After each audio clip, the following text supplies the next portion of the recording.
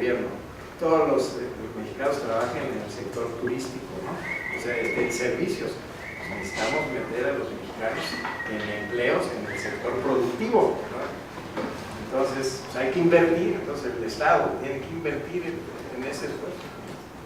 Pero ¿cómo sería la retribución en ese aspecto? Hola, yo soy Julia Inés Calzada, soy J.I. Calzada en Twitter. ¿Cómo sería la retribución en ese aspecto? Porque, por ejemplo, conozco el caso de varios hoteles famosos en México, en donde prácticamente el terreno y el hotel lo pagó el Estado.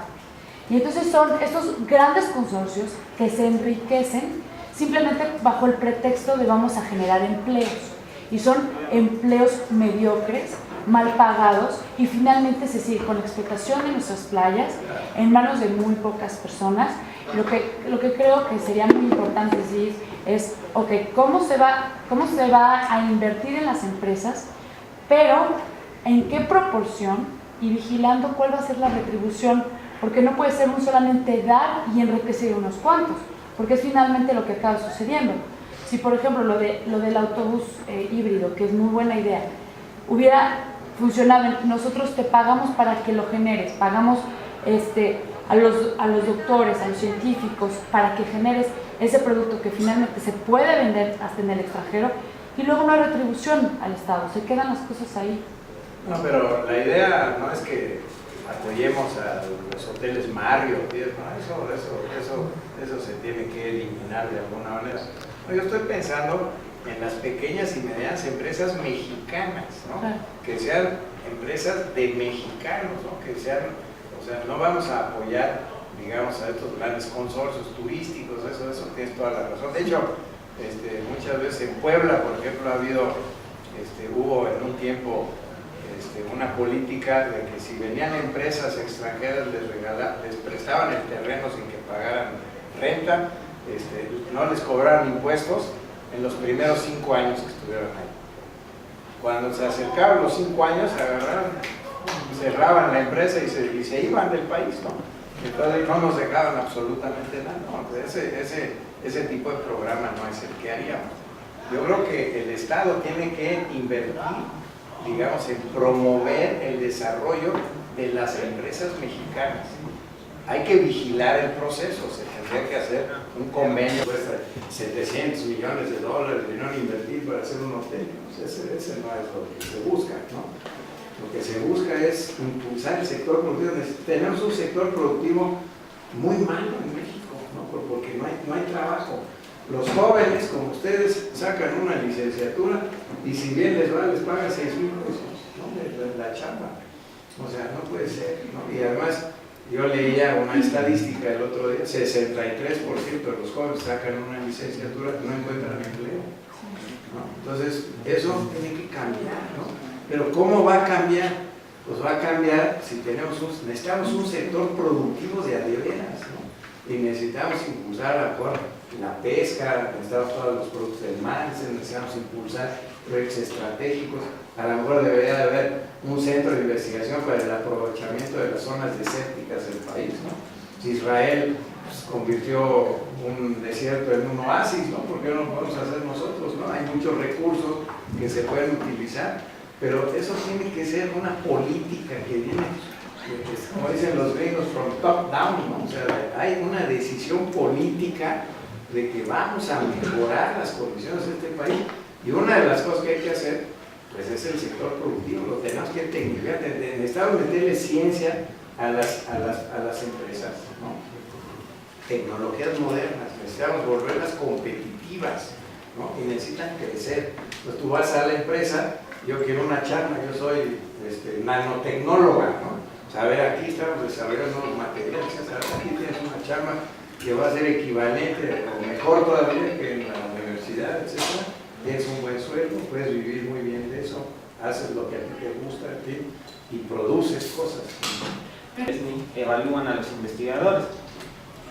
La gente que nos dedicamos a la ciencia sabemos perfectamente que nos pueden dar una promoción en el SNI o dentro de la misma estructura de nuestro instituto en razón de la cantidad de artículos que publiquemos. pero se llega a una práctica muy común, que es que la gente empieza a sacar muchos artículos, muchas investigaciones que tal vez no sean de mucha calidad, tal vez nada sean un reporte de un fenómeno, en vez de abarcar, digamos, una explicación integral de ese problema, ¿no?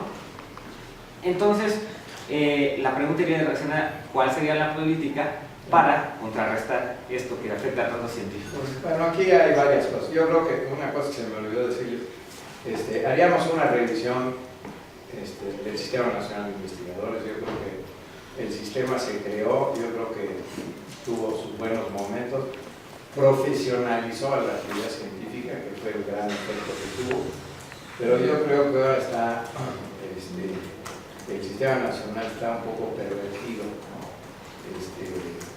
Porque no privilegia el trabajo de grupo, privilegia el trabajo individual, lo cual es un error. Y yo creo que los procesos de evaluación ya no funcionan para estas épocas, ¿no? O sea, el Sistema Nacional de Investigadores no se ha modernizado y no ha incorporado los nuevos elementos de la sociedad que tenemos hoy en día, ¿no? Entonces hay que hacer una gran revisión. Yo lo que a mí me parece es que hacer ciencia y apoyar a científicos tiene sus riesgos. Yo creo que hay que apoyar a todos.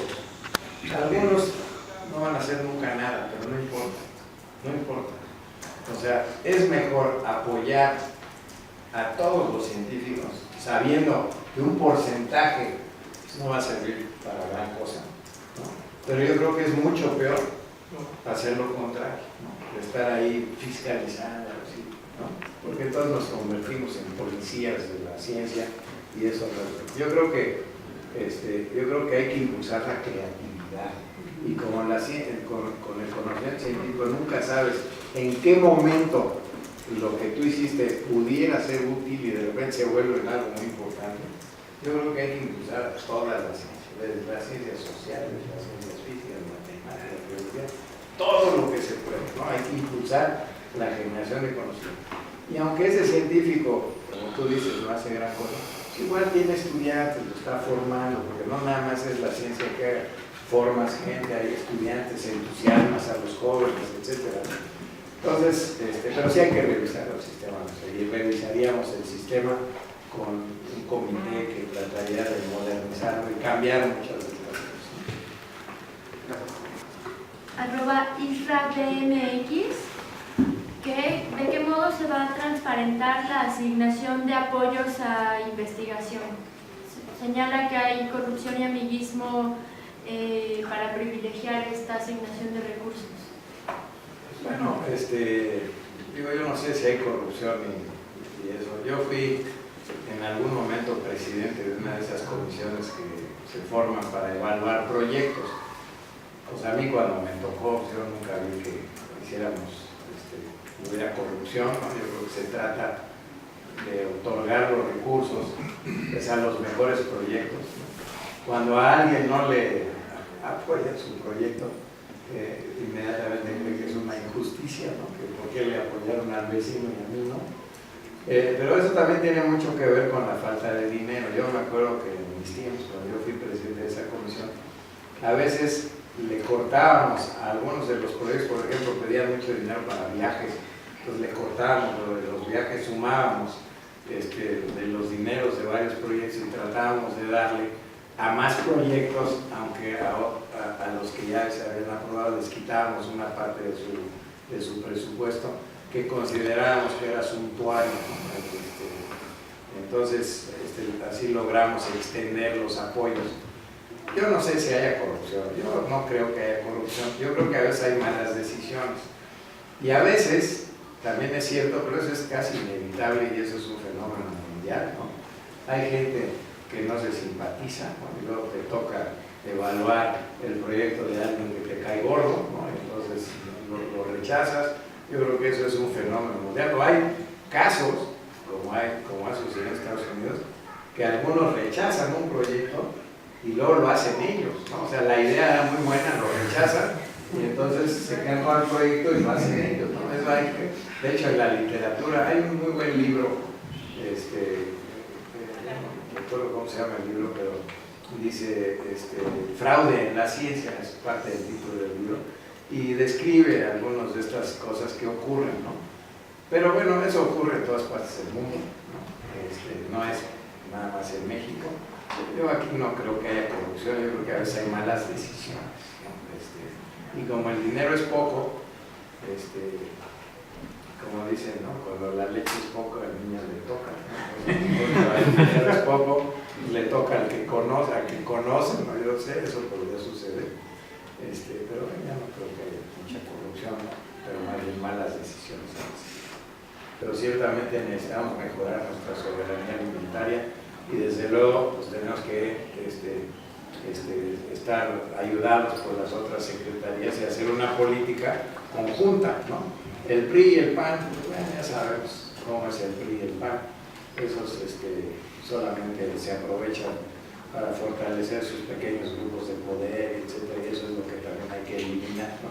Y hay que impulsar al campo, ¿no? Hay que hacer que los campesinos se vuelvan pequeños empresarios, ¿no? Hay que hacer que los campesinos tengan derecho a tener directamente acceso a los centros de distribución sin intermediarios, ¿no? O sea, el pequeño agricultor debería poder vender directamente a los centros de distribución. Eso depende del gobierno, ¿no? El gobierno tiene que crear esas condiciones, ¿no? Entonces tenemos que desarrollar, digamos, a los pequeños agricultores como unos pequeños empresarios que las familias vivan mejor. De hecho, en la Ciudad de México, yo no sé si ustedes saben, pero yo me quedé verdaderamente atónito cuando me dijeron el 20% del territorio de esta ciudad es rural.